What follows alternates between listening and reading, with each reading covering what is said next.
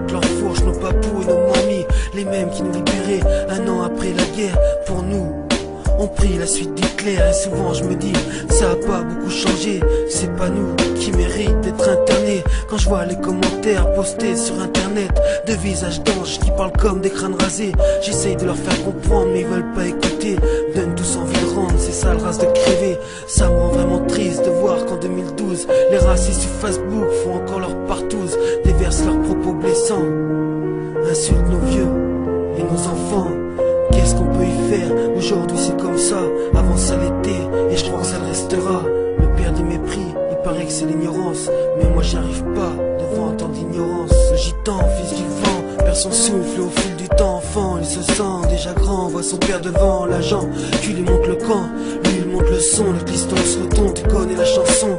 Dès tout petit, on entend les mêmes mots dans leur bouche, ils sont encore là, c'est saletement en louche. Quand t'as 9-10 ans, c'est des mots qui font mal, alors on les haït, reste fier et au final, on voit qui rêve et qui est libre, qui crève et qui s'enivre, s'énerve de ne pas vivre, seulement survivre dans un monde prisonnier, d'une maison pas finie de payer, où j'aurai jamais ma place désormais sur cette place désignée.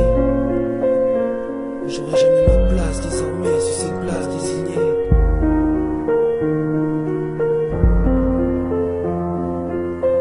Pour les créateurs de comportements louches, rien que le nom en gros, ça prouve que t'es une fausse couche.